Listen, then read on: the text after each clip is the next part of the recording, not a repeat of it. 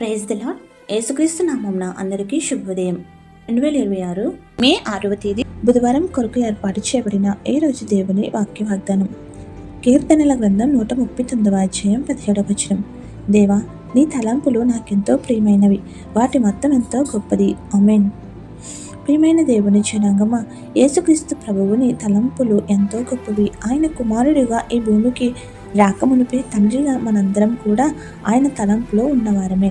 రక్షకునిగా తనను అంగీకరించిన వారం కాకపోయినా అందరూ ఆయన బిడ్డలముగా యేసయ్య తన తలంపులోనే పెట్టుకుని తన స్వరక్తముచ్చే కొనబడిన వారముగా ఉన్నాం. ఇది మానవ నైజంలో ఉన్న మనకు దృష్టికి అందని తలంపుగానే ఉంటుంది. అయితే వారి వారి హృదయ మనోవాంఛలను బట్టి ఆయన ఇచ్చే స్వస్థతలు, బహుమతులు, రక్షణను బట్టి వారు దేవుని మార్గంలో వచ్చేవారుగా ఉందురు.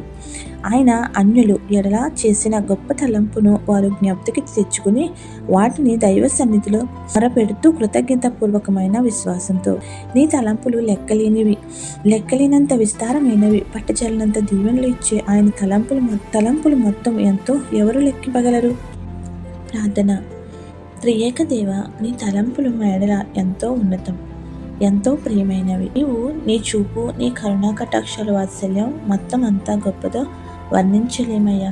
అవే మమ్మలను బలపరిచి ఆనంద విజయోత్సాహములుగా నీ సన్నిధిలో ఎల్లప్పుడూ దీవెనలు, ఆశీర్వాదాలు, స్వస్థతలు, అద్భుతాలు, మేళ్ళు, వరములను పొందే ఉన్నత స్థాయిలో నడుపుచున్నవి. ఈరోజు జన్మదినోత్సవములు, వివాహ దినోత్సవములు, శుభకార్యములు చేసుకుంటున్న నీ బిడ్డలకు నిండుగా మెండుగా దీవించి వర్ధిల్ల చేయము. నీ దూతలను తోడుగా ఉంచుము. ఎవరైతే సొంత వారిని, ఆత్మీయులను, మిత్రులను కోల్పోయి ఉన్నారో వారి కుటుంబాలకు ఆదరణకర్తగా స్వాంతన చేకూర్చుము.